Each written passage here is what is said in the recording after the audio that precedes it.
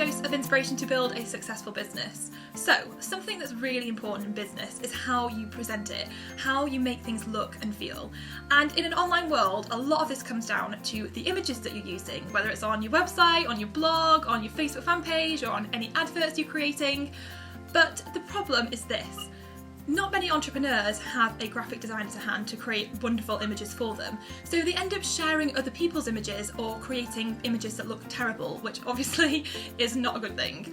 So in this episode, we are joined by Karen Gunton, who is the founder of buildalittlebiz.com and a visual marketing specialist, and she's going to be showing you how to create amazing images for your business that resonate with your brand. So Karen, thank you so much for joining us. Thanks for having me, Carrie. It's fun to be here, and this is something I can talk about anytime, so I was glad to be invited. I love this. I think it's so important. I personally absolutely got a bit addicted to creating images, and I just love doing it. But it has such a huge impact because when we see things, don't we, and then it kind of makes us feel a certain thing, and if it doesn't look great, it's like if you go on a website and it looks rubbish, or it just puts you off. But obviously, as a visual marketing specialist, what are the biggest mistakes you see people making with this? Well, you actually mentioned what I think is the biggest mistake, and that is business owners only sharing other people's images. So I think, right now, visuals are hugely popular. I mean, all you have to do is pop onto Facebook or Pinterest or Instagram. Even Twitter has gotten really visual.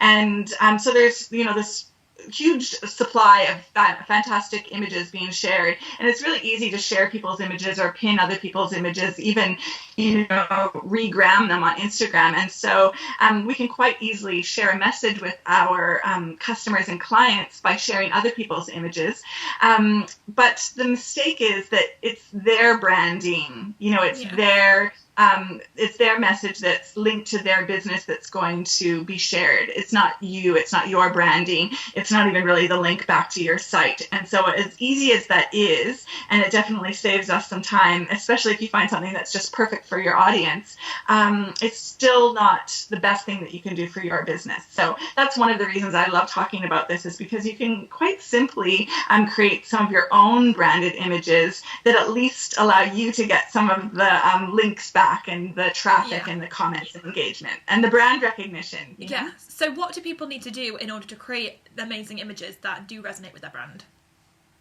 Well, we're really lucky now because we've got great online tools that are free that we can use. And two that I recommend checking out are PicMonkey and Canva.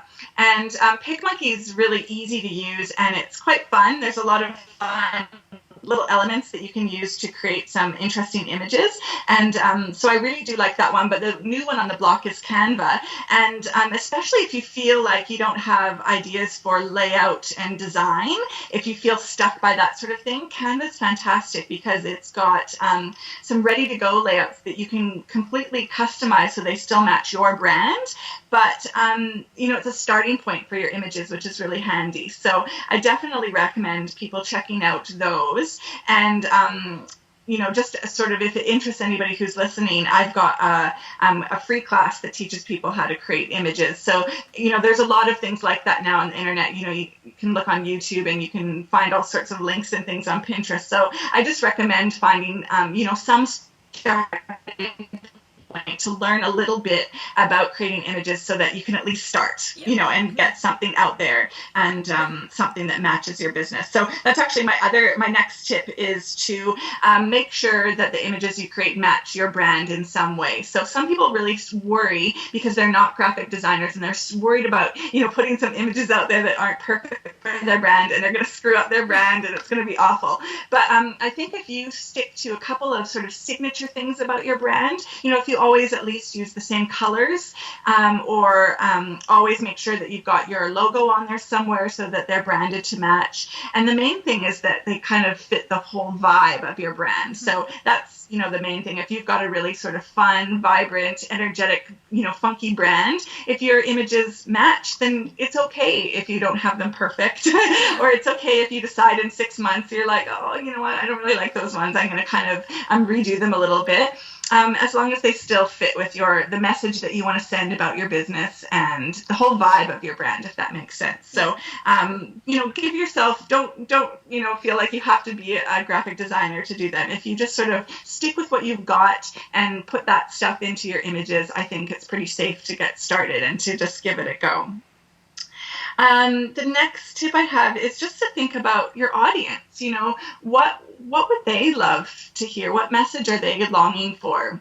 And right now, for instance, quote images, inspirational images are hugely popular, but that's not the only kind of message to send. You might do something humorous. That might be the thing that really resonates with your audience, something that's a bit snarky or funny, or, kind of calling people out on things. And another thing you could do is just be helpful, share a helpful tip, or, help people out with something, show them how to do something, or give them something that will be useful in their life. So if you just think about your audience and think about what will really help them, then that can be a starting point for what to do, because otherwise you're kind of looking at a blank screen wondering, what kind of image am I going to create? So, even something as simple as asking a question can be a great way to get engagement, say on a Facebook page or on Instagram or something. So, just think about, what they might like to hear. And the last tip actually fits with that. Think about what your purpose is. What is it that you want to do? Are you wanting people to share the image? Do you want them to pin it and bookmark it and save it for later? Do you want them to click through, and actually go read, say, a blog post or something?